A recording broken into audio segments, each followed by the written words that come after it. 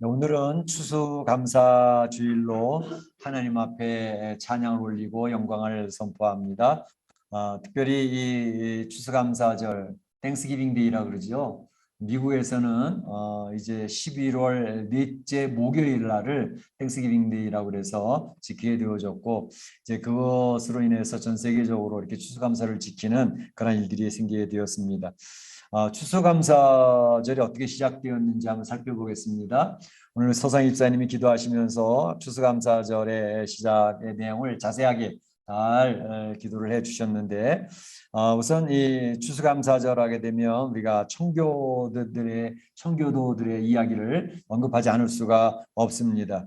1620년 이제 가을에 9월 16일에 출발을 해가지고 한 3개월 가까이 되는 기간 동안 대서양을 건너서 이제 미국 플리머스라고 하는 데 도착하게 됐는데, 이제 그 남자가 78명, 여자가 24명, 그래서 102명이 신앙의 자유를 찾아서 메이플라워호라고 하는 배를 타고 오게 되었습니다.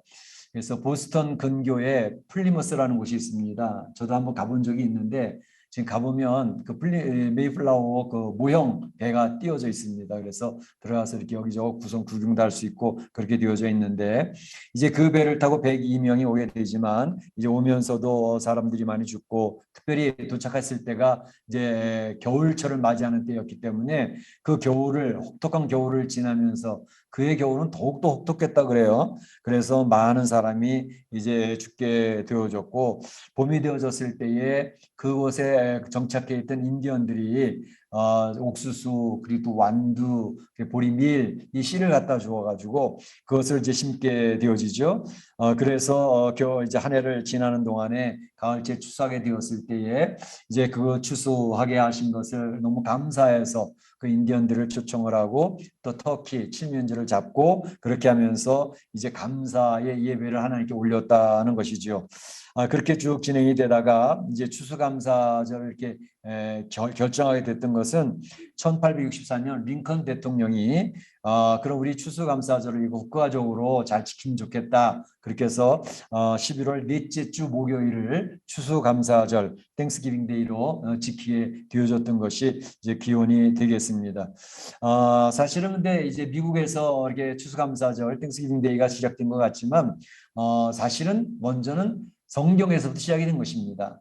성경에 3대 절기를 지키라 그랬죠. 3대 절기가 뭐죠? 첫째는 유월절, 둘째는 맥추절, 셋째는 수장절. 예. 그래서 이제 뭐 이름들이 다 따로 있죠. 이렇게 맥주절 같은 것도 칠칠절이라고 그러기도 하죠. 예. 그런데 바로 이런 것을 우리가 이제 신약 시대에 무슨 관계가 있느냐, 그래서 말씀은 여러 번 설명해서 드렸습니다. 그래서 유월절은 예수님 십자가에 돌아가셨다 부활하신 그 부활절을 유월절에 그 정신이 이어지고 있다. 그래서 이제 그 애굽에서 이제 해방되어질 때에 문설주 임방에 어린 양 피를 발라서 그 백성들이, 이스라엘 백성들이 해방이 되지 않습니까? 그래서 어린 양의 피 흘림에 대한 내용이기 때문에 예수님 십자가의 죽으심과 부활하심을 통해서 우리 부활절을 지키면서 이 유월절에 그 정신을 지키고 있다라는 것이고, 맥주절, 그 칠칠절이라고 그러기도 하죠. 그러니까 유월절 지난 다음에 7일 일주일씩 된 것이 7주간 지나면서 49일 다음에 지키는 날, 그 50일째 지키는 날. 그래서 오순절이라고 그러죠. 오순절에 이제 신약에서는 성령 강림으로 인해서 예루살렘 교회가 세워지게 되어지는 그런 의미가 있어지죠. 그래서 교회 창립일이라고 말할 수 있는 굉장히 중요한 절기가 맥주절이라는 것을 이미 설명을 드렸습니다. 뿐만 아니라 수장절이라고 하는 것은 바로 1년 동안 농사 지었던 것을 이제 곡식을 거둬들이면서 알곡은 창고에다 차곡차곡 쌓아놓고 이제 가라지는 불태우고 그러면서 감사를 올리는 그러한 절기가 이제 수장절인데, 바로 이것이 오늘날 우리가 드리는 이 추수감사절하고의 그 정신이 맥이 닿아져 있습니다. 그 한 해를 지켜주시고 돌봐주시고 이제 열매를 맺게 하신 그 하나님 앞에 감사를 올리는 절기다. 그래서 이제 추수감사절이 되겠습니다. 그런데 이제 우리가 알고 있는 것처럼 그들이 감사절기를 지키게 되어졌은 그 당시, 청교도들, 필그림들이 이제 보스턴 그 플리모스에서 이제 농사를 짓고 했는데 그렇게 뭐 풍성한 곡식을 얻은 것도 아니었어요. 어려운 가운데 있었고, 그리고 그들이 이 아메리카 그 대륙에 도착해가지고 생활을 하면서 굉장히 어려운 과정들을 많이 겪게 됩니다. 그러니까 어려운 과정들을 겪게 될 때마다 이제 그들은 금식을 선포하고 금식 기도를 했어요. 그러니까 신앙인들이니까 하나님 앞에 금식하며 기도를 매달려야 돼. 그래서 기도, 어려움이 있을 때마다 금식 주간을 선포했습니다. 오늘 주보에 뒤에 보게 되면 묵상 글에 그 내용을 지금 제가 이렇게 올려놨는데, 보게 되면 어려움이 있을 때마다 금식을 선포하면서 이번 주간은 금식합니다. 너무 어려움이 있습니다. 올해 농사도 흉작입니다. 또 금식합시다. 그러면서 금식 주간이 계속 반복되다 보니까 그중에 어떤 농부 한 분이, 예, 우리가 어려움이 있을 때마다 금식하며 기도해 하나님의 도움을 구하는 것도 좋은데 이제 우리가 좀 한번 생각을 좀 바꿔볼 필요가 있겠습니다. 그저 이렇게 어렵게 지나가는 가운데에 그래도 우리가 감사할 거 있지 않겠습니까? 우리 감사할 것을 한번 찾아보면서 금식 주간이 아니라 감사 주간을 한번 지켜보면 좋겠습니다. 그렇게 해서 그것도 일리가 있다. 그래서 어렵고 어려운 상황인데 그곳에서 감사거리를 찾아보자. 감사거리를. 손꼽아 감사거리를 찾아보는 거예요. 억지로라도 감사거리를 찾아보는 거예요. 그래서 그들이 굉장히 은혜를 받고 어려운 상황 속에서 감사를 고백했다고 하는 그러한 것. 그래서 이 감사절기에 굉장히 중요한 정신이 그 안에 깃들어 있다라는 얘기를 하는 것이죠. 사실 그것이 우리들에게도 그들이 적용이 될 것 같아요. 지금 코로나19 팬데믹 상황이 계속 지속이 됐잖아요. 이게 2년 가까이 되어집니다. 그러니까 이 성도들도 그렇고 불신자들도 그렇고 지금 지칠 대로 지쳐 있는 상황입니다. 너무너무 지쳐 있어요. 그래서 우울감이 찾아오고요. 기쁨과 즐거움을 찾아볼 수가 없는 그러한 상황에 있는 것이죠. 이럴 때에 뭐 추수감사절이긴 한데 뭐 감사할 게 뭐가 있어? 뭐 가정의 경제적인 상황은 점점 지금 바닥을 치고 있고 직장도 역시 마찬가지고 사업도 겨우 이제 추스려 나가려고 어떻게 이거 다시 회복할까 고민하면서 지금 겨우 추스리고 겨우 버팅기고 있는 중인데 감사할 게 뭐가 있을까? 그런 생각을 해보게 되는 거죠. 그때 우리는 이 필그림들이 그 금식하고 하나님께 막 매달리다가 우리 패러다임을 바꿔보자. 감사로 바꿔보자. 힘들고 어렵지만 감사를 고백해보자. 라고 해서 그들이 심령에 큰 기쁨이 차오르면서 하나님께 찬양을 했다는 거 아닙니까? 그래서 지금 이러한 팬데믹 어려운 상황 가운데에서 우리 사랑하는 성도들이 감사거리를 한번 찾아보면서 감사가 샘솟듯 나오는 그런 시간 되시기를 주의 이름으로 축복합니다. 그러면 감사거리를 찾는데 어떤 감사가 있을까? 감사거리를 한번 찾아보라는 거죠. 생각해 보자는 거죠. 그래서 미국 속담에 think and thanks. 그러니까 생각을 해봐. 그러면 감사가 있을 거야. 라고 하는 그런 속담이 있습니다. 그러니까 감사거리를 또 아무리 둘러보아도 도대체 감사거리를 찾을 수 없는 상황이고 환경입니다. 어떻게 감사를 하느냐고. 그러나 생각해 보는 거예요. 더 묵상해 보는 거예요. 그러니까 감사거리가 나오네. 감사거리가 나오네. 우선 건강에 감사? 목사님 그건 아닌 것 같은데요. 팬데믹 지나면서 우리 심령적으로도 위축이 되어져 가지고 몸도 여기저기도 막 쑤시고 아프고 무슨 감사가 이 건강에 감사가 있겠습니까? 그래도 한번 돌아보는 거죠. 우리 성도들 가운데도 참 마음도 이렇게 위축된 성도들도 있고 사실 마음이 위축이 되니까 몸도 자꾸 아픈 곳이 와요. 이게 우리 몸과 마음은 연결이 되어져 있기 때문에 이 마음이 막 힘들어지잖아요. 우울감 찾아오고 그러잖아요. 그 몸도 아프다고요. 이게 뒤틀려진다고. 막 팔도 뒤틀려지는 게 스트레스 오는 그런 일도 있지 않습니까? 같아요. 그래서 마음이 힘들어지고 어려워지면 몸도 괜히 아파지는데 이런 상황 자체가 팬데믹 상황이 지금 2년까지 계속 지속되니까 몸이 여기저기 막 아플 수가 있어요. 우리 성도들 가운데서도 또 뭐 이것저것으로 이렇게 해서 몸도 다쳐서 아프신 분도 있고 또 이렇게 해서 힘든 분도 있고 그래요. 저도 이번 11월 달에 들어서 한 2주간 동안은 몸이 찜찜한 게 컨디션이 좋지 아니한 가운데 지금 2주간을 보냈어요. 뭐 그래도 괜찮아지겠지만 그런데 여기에서 건강으로 뭐 이렇게 감사할 게 있을까? 근데 한 번만 더 접어놓고 생각을 하면 감사거리가 있어요. 왜냐하면 여러분들이 지금 여러분의 발로 걸어서 여기 와가지고 예배를 드리고 있다는 자체가 감사거리입니다. 목사님 정말요? 저는 이제 서울에 있을 때도 이제 교회에서 목사로 이제 신방을 늘 다니는데 한 달에도 한 서너 번씩 연세대 세브란스 병원을 이제 신방을 많이 갔어요. 그러면 LA 있을 때도 마찬가지고 LA 있을 때는 노인들이 많이 계시기 때문에 병원에 이제 입원한 분들도 많고 요양병 같은 것도 많고 홍케하는 데가 많이 있어요. 그게 보면 신방을 가보면 정말로 안타까운 분들이 많아요. 그런 분들 가운데 어떤 분은 목사님, 난 내가 일어나서 마음대로 걸어 다녀 봤으면 그게 소원이에요.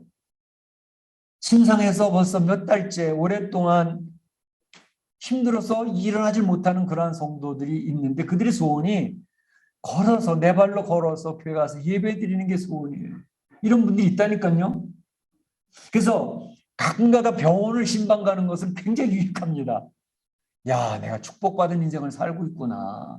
이렇게 건강해서 내 발로 걸어서 가고 싶은데 걸어갈 수 있고 또 내 눈이 멀쩡해서 보고 싶고 볼 수 있고 들을 수 있고 또 먹을 것도 마음대로 먹을 수도 있고 이 자체가 얼마나 큰 감사거리인가. 여러분 감사거리가 있는 줄로 믿습니다. 그래요. 우리는 지금 이렇게 참 찾아보면 감사거리가 있어요. 건강도 몸이 아프고 힘든 것 같아도 예배 나와서 예배 드리잖아요. 우리가 내 발로 걸어 나와서 얼마나 큰 감사인지 모릅니다. 예.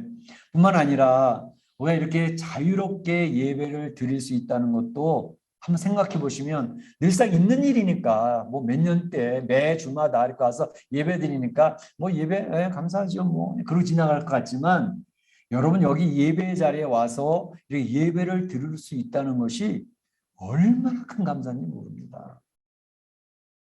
제가 지난 월요일 날 동영상 하나를 올려드렸어요. 지현아 선교사님이라고 하는 여자분, 그 선교사님의 간증 한 40분 정도 돼서 우리 성도님들이 들어보신 분들도 계실 거고 너무 길어 그럼 패스하신 분들도 계실 텐데 한번 시간이 되시면 들어보시면 도움이 되겠어요. 이제 그 내용을 보면 이분이 이제 탈북을 하죠. 3번 탈북했다, 3번 다시 북송됐다 하는 그런 우여곡절을 겪었던 그런 분이에요. 20대 전후해가지고. 그런데 지금은 이제 40, 서너 살 된 것 같아요. 근데 이분이 그 두만강 쪽을 해가지고 이제 먹을 게 없으니까 먹을 것을 찾아서 중국을 갔다 오는 거예요, 중국을. 그래서 이제 두만강에서 가족들이 아버지가 우리 일단 중국으로 가자. 그렇게 해가지고 결정을 해가지고 팀을 나누어가지고 두만강에서 이제 이쪽 상륙 쪽에서 넌 일로 지나가 우리 일로 갈게 이래가지고 흩어져 가게 되는 그러한 일정들을 이야기하는데 그 두만강가에서 이제 건너갈 시기를 보기 위해서 어떤 집에 머무르고 있는데 그분이 그런 얘기를 하더라고요. 근데 새벽 한 4, 5시쯤 정도만 되면 그 집 주인 부부가 없어진대요. 그래서 무슨 웅얼웅얼하는 소리가 들리는데 좀 뭐 하는 거지?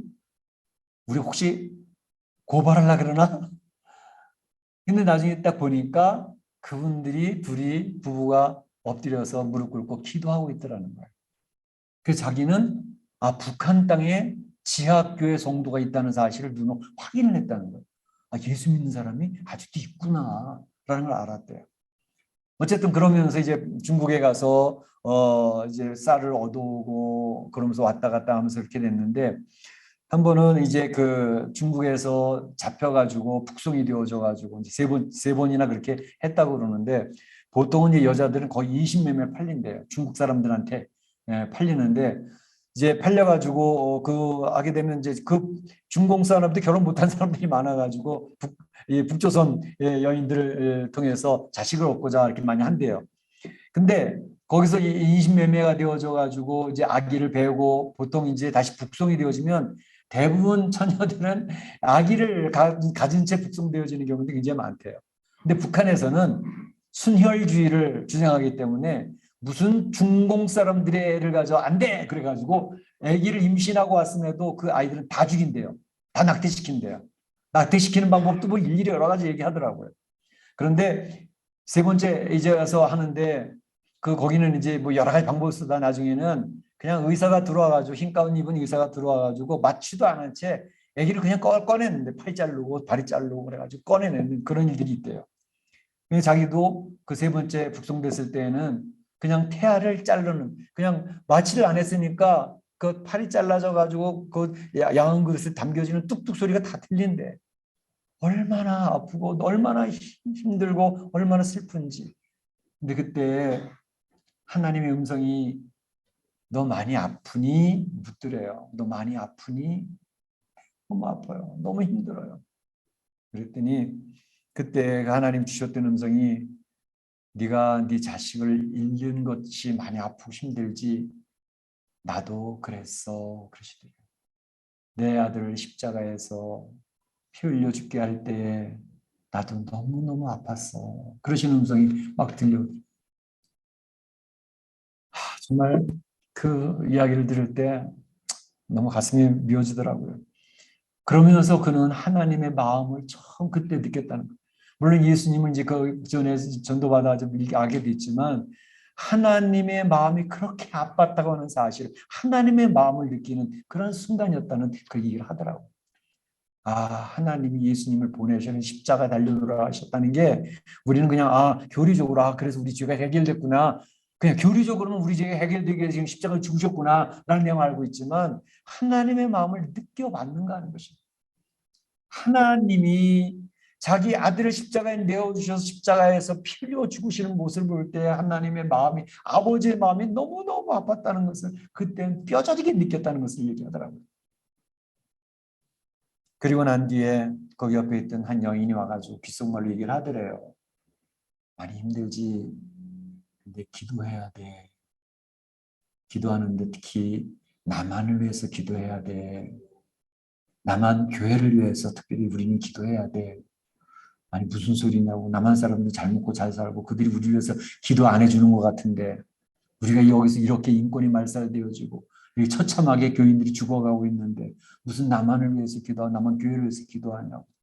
그랬더니 그 여인이 하는 말이 남한 교회가 우리 북조선의 희망이야. 그래서 하는 말이 그들은 예수님 믿다가 죽어가는 많은 사람들은 죽는 순간까지도 남한을 위해서 남한 교회를 위해서 기도했다는 거예요. 그 얘기를 하더라고요. 그러면서 그들의 기도는 우리 남한에 있는 사람들이 와서 보니까 남한에 있는 사람의 기도는 대부분 자기 자녀들을 위한 기도, 자녀들이 공부 잘하고 좋은 대학교 가고 좋은 직장에 취직하는 거 위해서 부모들이 늘 기도하고 있다는 거 봤대요. 또 건강을 위해서 기도하는 거, 사업이 잘 되기 위해서 기도하는 이런 기도를 하고 있지만 북한 사람들의 기도는 그런 기도가 아니라는 거예요. 남한을 위해서 기도하고 남한 교회를 위해서 기도하는데 특별히 그들이 구하는 기도의 제목은 예배를 예배답게 한 번이라도 드려봤으면 좋겠다. 예배를 예배답게 하나님 앞에 마음 놓고 자유롭게 예배를 드려봤으면 좋겠다. 찬양을 마음 놓고 목청 터져라 찬양 부르는 그런 예배에 참여하고 싶다고. 성경을 가졌는데 지퍼 달린 그 성경 한 번만이라 가져봤으면 좋겠다고. 그들의 소원입니다. 북한에 있는 지하교회 성도들의 소원. 얼마나 지금 미안하고 송구스러운지. 우린 이미 그들의 소원을 누리고 있잖아요. 지퍼 가진 성경 지금 안 가진 성도가 어디 있어요? 좋은 성경책 안에 다 있잖아요. 예배 시간 우리는 마음 놓고 찬양을 할 수 있잖아요. 우리는 예배를 마음 놓고 드릴 수 있잖아요. 얼마나 큰 축복을 받는 존재들이고 얼마나 큰 감사거리가 넘치는 사람들입니까? 저는 이렇게 멕시코 살고 있는 것도 감사한 게 요즘엔 미국이나 한국이나 이 코로나 때문에 얼마나 통제를 많이 하는지 몰라요. 강제 백신 의무화 해가지고 백신 맞은 증명이 없으면 가서 밥도 못 먹잖아요. 이제는 비행기도 못 하고요. 통제라는데 2주 동안 격리를 해야 되고 일도 못 보고 멕시코는 그런 부분에서 얼마나 융통성이 있는지 이 나라는 참 뭐 그렇게까지 그래. 저희 멕시코가 사회주의라고 들었거든요. 사회주의라 전체주의 국가적인 어떤 그런 통제하는 국가인 줄 알았는데 민주주의 자유국가보다 훨씬 자유가 있어. 너무 개인을 존중해. 너무너무 좋아요.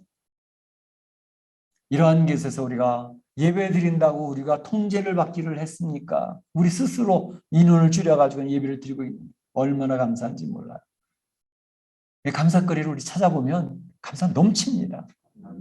사실 팬데믹 지나면서 우리 지금도 아유 하나님 정상들이 들어갔을 때 막 기도해 그렇게 해달라고 기도하고 있지만 이것을 보면서 느끼는 게 야 팬데믹 기간 동안 우리가 다 같이 모여서 막 놓고 예배드리고 뭐 찬양을 못했지만 이 팬데믹 2년 기간 동안에 저희는 얼마나 큰 하나님의 은혜가 임했는가 하는 생각을 해봐요. 팬데믹 기간 동안에 하나님의 놀라운 역사가 우리 교회 가운데 있었어요. 그건 뭐냐 하면 성도들이 성경을 읽는데 집중하는 역사가 나타났습니다. 이 2년 기간 동안에. 성경 통독반이 몇 개가 막 구성됐는지 몰라요. 4-5명, 6명씩 성경 통독반이 만들어져 가지고 성경을 열심히 읽으면서 매일매일 성경의 그 읽은 내용에 깨달은 내용, 감사하는 내용, 결단하는 내용 올려가지고 그 카톡방에 자기네들 통독방 카톡 올려가지고 서로 교제를 하는 거예요. 우리 성도들이 많이 포함되어 있다니까요. 저는 하나님께 너무너무 감사해서 제가 꿈꿨던 교회가 그런 교회였거든요. 제가 멕시칸이 장로교 오자마자 성도들 계속 얘기했던 게 우리 말씀과 기도, 그래서 그런 교회가 되고 싶다라고 얘기했는데 그 열매를 보게 하시는 거예요, 하나님. 제가 너무너무 감사해요. 하나님, 이 참 목회의 마지막 때에 이런 귀한 하나님의 열매를 맛보게 하시니 제가 웬일 축복을 받습니까? 하나님께 너무 감사했어요. 성경 열심히 있는 성도들이 생기고 그 말씀 속에서 묵상하면서 그 말씀 속에 자기를 비춰보면서 결단하고 다짐하고 하나님 앞에 똑바로 살아야 되겠습니다. 신앙으로 승리해야죠. 그 결단들을 보게 될 때 너무너무 감사한 거예요. 야, 이건 하나님의 역사가 아니면 안 되는 거예요. 부족한데 그 부족한 걸 하나님 국리 여기시고 불쌍히 여기셔서 그걸 보게 하시더라고. 보게 하시더라고. 그러니까 하나님 얼마나 좋으신 분입니까? 살아가신 분이잖아요. 성도들이 묵상을 하고 하나님 말씀 앞에 본인 스스로가 이제 자가 발전, 자기 신앙을 지킬 수 있는 수준으로 막 올라가고 있는 거예요. 누가 뭐라고 안 해도 목사가 뭐 야단치고 그럴 필요도 없어. 본인 스스로가 자기 신앙을 돌아보면서 성장해 가고 있으니까 얼마나 기뻐요. 그러면서 성도들이 가정에서 가정 예배를 드리는 가정들이 생기기 시작했어요. 가정 예배를 드리는. 아이들 믿음을 키우려고 막 애를 쓰고 있는 부모들을 봐요. 너무나도 감사하죠. 우리 팬데믹 상황 가운데서 국가의 통제를 받아본 적이 없고요. 우리는 이 기간 동안에 한 번도 예배를 스킵한 적이 없었습니다. 얼마나 큰 축복이에요. 하나님의 도우심이 아니면 불가능한 일이었죠. 하나님의 역사라고. 그러니까 우리는 감사를 고백하지 않을 수가 없잖아요. 그래서 이 추수감사를 보면서 생각해보니까 감사할 게 한두 가지가 아니네. 바라기는 우리 성도들, 우리 교회적으로도 그렇지만 우리 성도들 개인적으로도 한번 살펴보세요. 에이 목사님 그래도 우리는 별로 뭐 건강도 그렇고 사업도 그렇고 직장도 그렇고 경제적으로 힘든데. 아니요. 찾아보세요. 있습니다. 감사거리가 있는 줄로 믿습니다. 하나님이 역사하신 분이기 때문에 우리를 돌보신 분이기 때문에 분명히 그 가운데 있습니다. 그걸 찾아보자는 것입니다. 특별히 우리 성도들이 감사할 수밖에 없는 근거가 있습니다. 그 근거를 소개하고 싶어요. 그건 뭐냐 하면 감사할 수밖에 없는 이유는 하나님과의 우리 성도와의 관계 때문에 감사할 수 있습니다. 그 관계 문제, 관계 문제. 많은 성도들이 오해하고 있는 게 뭐냐 하면 축복받으면 감사하지요. 건강하게 암병도 고쳐주셨으니까 감사하지요. 또 자녀들 잘 되게 해주시면 감사하지요. 그렇게 해서 그 감사의 조건들이 이 현실적인 것들일 때가 되게 많아요. 어려운 가운데 경제적으로 힘들지 않게 하나님 해주셨어. 내 아빠가 막절절면서 기도했는데 그 기도 고쳐주셨어. 병을 고쳐주셨어. 자녀들이 잘 돼. 가족들이 화목하고 편안해. 전부 다 이 세상적인 것들이죠. 그런 거 중요해요. 그리고 하나님 그런 거 허락하셔요. 허락하셔요.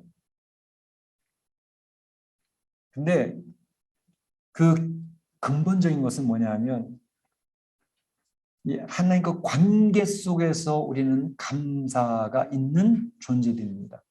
우리 이 세상에 살면서도요, 행복을 느끼고 감사를 느끼는 사람들의 특징들이 있습니다.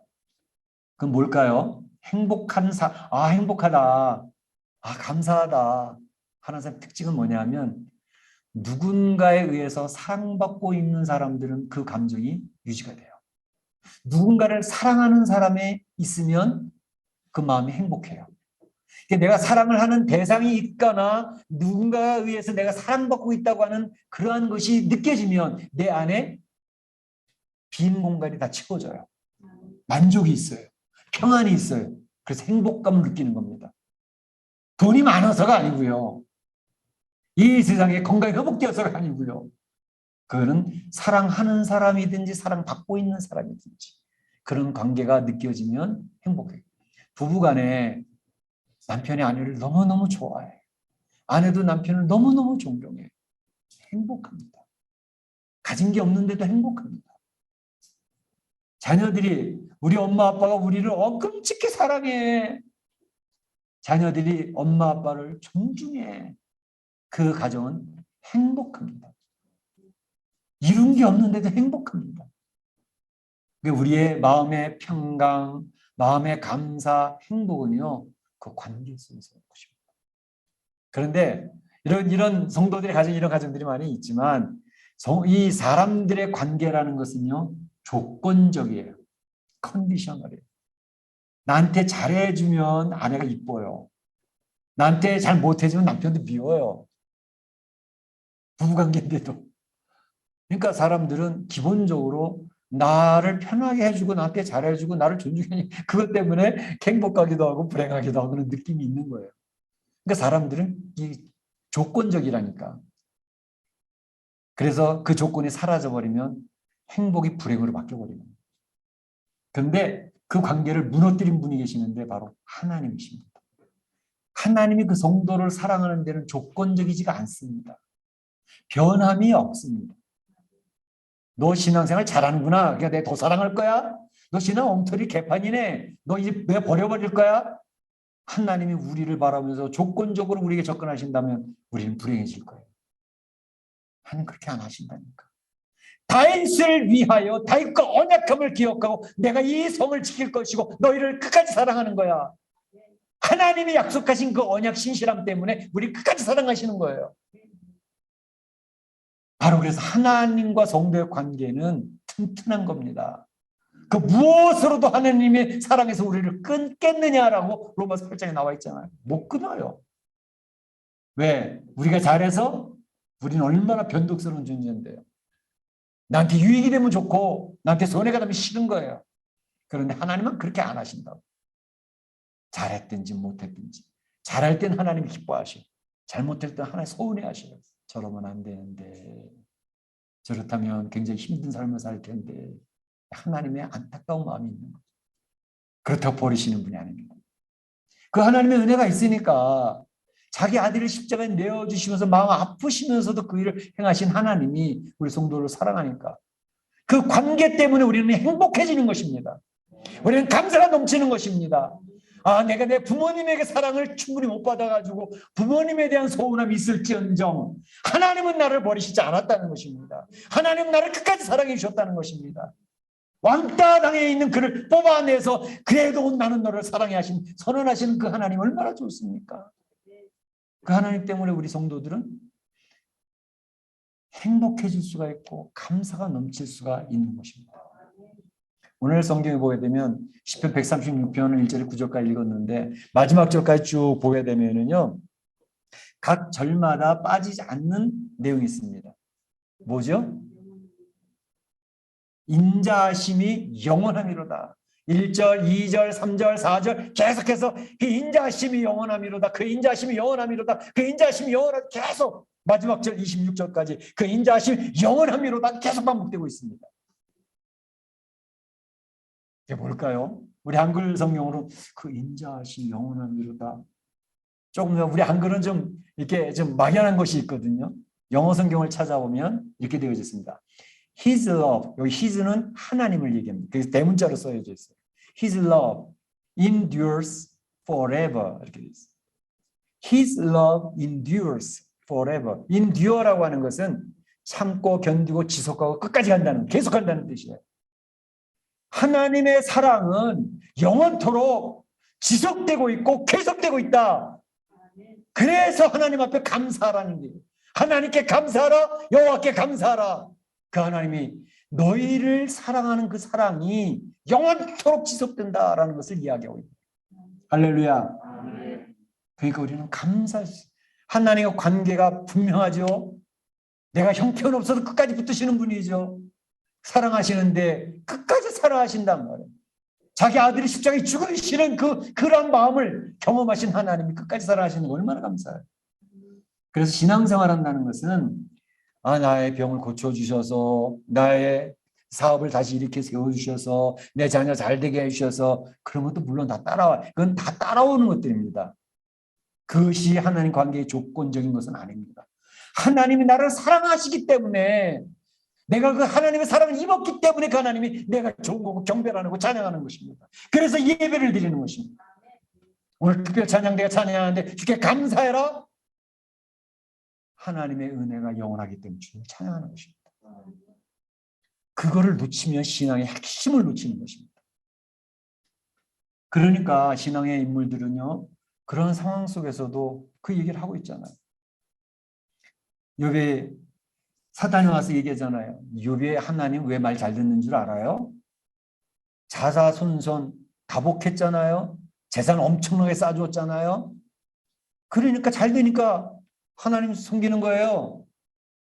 사탄이 와서 충동질을 해서 에이 무슨 쓴다니 같은 소리. 욥 시험해봐 그러면 생명 건들지 말고. 그래서 이제 그런 내용이 욥기서에 좀 나오는 거 아닙니까? 욥은 흔들리기도 했어요. 그를 끝까지 하나님 이제는 내가 왜 이렇게 고통을 당하는 더 이제 질문하지 않겠습니다. 이렇게 해주시는 데는 하나님의 선한 뜻이 있다는 사실을 인정합니다. 그 하나님을 의지합니다. 하나님을 신뢰합니다. 그가 나를 단련하신 후에는 내가 정금같이 나오리라라고 하는 확신을 가지고 있기 때문에 파도가 치고 쓰나미가 와도 그런 흔들림이 없이 하나님만 바라보고 하나님의 시선을 고정하고 끝까지 가고 있는 거였어요. 우리 신앙생활이 복 받으려고 하는 것 아닙니다. 하나님과 관계에서 하나님 놀라운 은혜를 입었기 때문에 그 하나님을 경배하는 것입니다.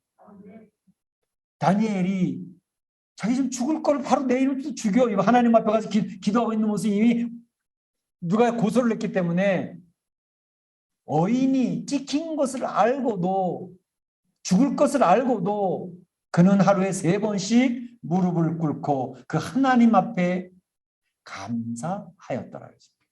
내일 죽는 거 아는데 자기는. 그래서 내일 죽는 거예요. 하나님 앞에 기도한다고. 그런데 그는 무릎을 꿇고 감사하였더라. 그게 무슨 조건이에요? 죽는데 무슨 조건이 좋아요? 근데 감사를 하더라니까. 이게 바로 하나님과 관계에 맺어진 사람들의 특징인 것입니다. 북한에 있는 지하교회 성도들이 왜 죽어가면서도 하나님께 기도를 하고 순교를 할까요? 주님의 사랑을 경험했기 때문에 그렇습니다. 요셉이 점점 어려워지는 상황으로 가는데도 그는 하나님 앞에 감사해요. 요셉이 가는 길이 형통하였다 했습니다. 왜? 하나님 관계를 분명히 알았기 때문이었습니다. 우리 신앙생활은 그 하나님과 관계를 붙들고 하는 것이 신앙생활입니다. 현실의 모든 것이 조건적이지 않습니다. 그건 우리 인간의 인본주의 신앙은 다 조건적이에요. 신앙은 내가 축복받으면 잘할 거고 축복 안 받으면 가난해서 내 버리고 떠날 거고 난 교회도 떠나고 난 신앙도 믿음도 떠날 거야. 나한테 잘 안 해주는 저 하나님을 내가 못 들어 따라가 못 들어 경배해 떠나갑니다. 그러나 하나님과 관계가 맺어진 사람은 내 생명이 끊어지는데도 그 하나님을 떠나지 못합니다. 그래서 오늘 시편의 기자가 이야기했던 것처럼 우리에게 얘기하고 있습니다. 우리는 이 세상을 살면서도 감사거리를 찾아내야 돼요. 가족의 안에서 직장과 사업도 안에서도 이렇게 어려운데도 하나님 감사거리를 주셨구나. 건강을 주셔서 이렇게 내 두 발로 나와서 예배 드릴 수 있는 게 얼마나 큰 감사인가. 또 우리 통제받지 않냐고 자유롭게 예배 드릴 수 있다는 게 얼마나 감사한가. 그런데 한 가지, 우리가 어려운 일에 빠졌을 때, 내가 기대치도 않았던 힘든 고통에 빠졌는데 감사할 수 있겠는가 하는 것입니다. 그때 감사할 수 있는 이유는 하나님이 나를 사랑하셨다는 것, 그 한 가지 붙들고 이겨낼 수 있는 것입니다. His love endures forever. 그러면 영원토록 그의 사랑은 나에게 계속된다. 그것 때문에 감사하는 것입니다. 우리 사랑하는 성도 여러분, 오늘 추수감사절을 맞이해서 감사하는 마음을 이겨내시길 바랍니다. 감사하는 마음이 있으면요, 육체의 질병도 이겨내고요, 나를 옥죄어오는 모든 어려운 상황도 극복하게 됩니다. 감사에는 놀라운 능력이 있습니다. 그런 축복이 넘치시기를 주의 이름으로 축원합니다. 축복합니다. 기도하겠습니다. 자, 이제 성찬식을 나누도록 하겠습니다. 자, 우리 찬송가 144장 찬송합니다.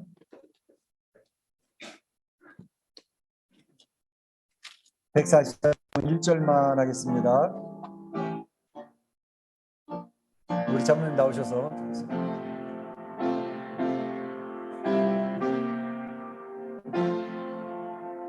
예수 나를 위하여 십자가를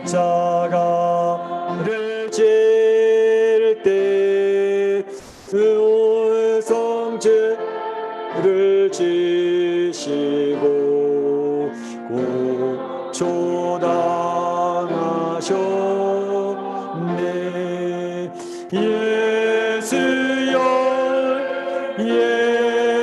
예수님 나의 죄 위하여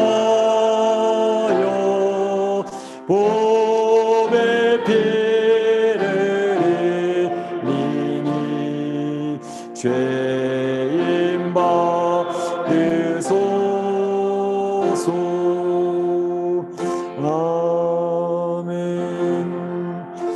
이 성찬식은 예수님께서 십자가에 달려 돌아가신 날 밤 그 제자들에게 행하시면서 이 예식을 행하여 기념하라 말씀하신 내용입니다.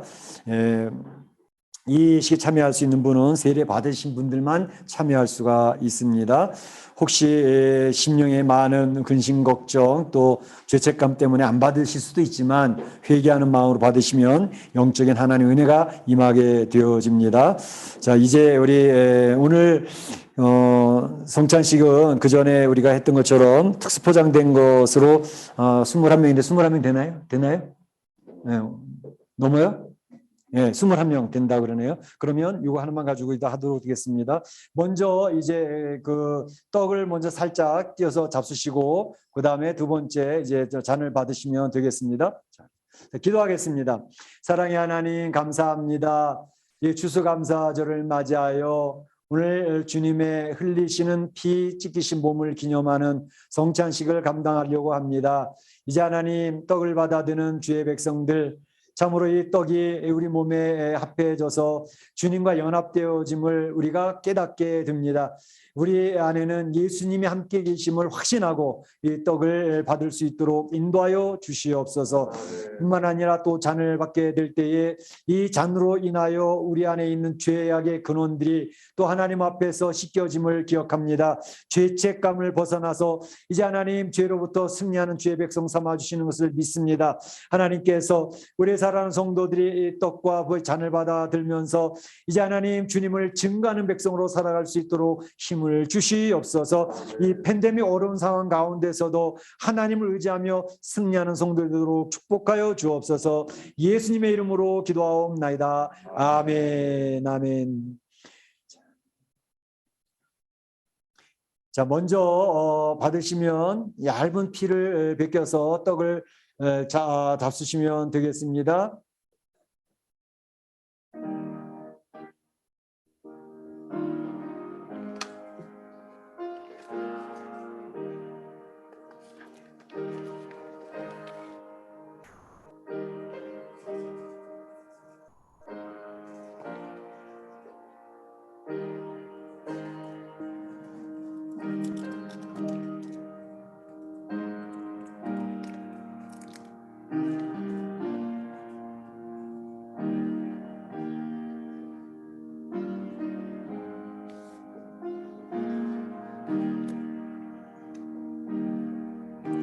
진실로 진실로 너희에게 이르노니 믿는 자는 영생을 가졌나니 내가 곧 생명의 떡이니라.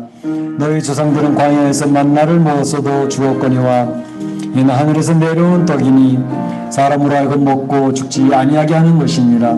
난 하늘에서 내려온 살아있는 떡이니 사람이 이 떡을 먹으며 영생하리라. 내가 줄 떡은 곧 세상의 생명을 위한 내 살이라 하니시나. 혹시 못 받으신 분 있으면 흔들어 표시해 주시기 바랍니다. 네, 없죠? 다 받으셨습니다. 자, 그럼 떡을 잡수시고 이어서 잔까지 드시면 되겠습니다. 한꺼번에 같이 드세요. 잔까지.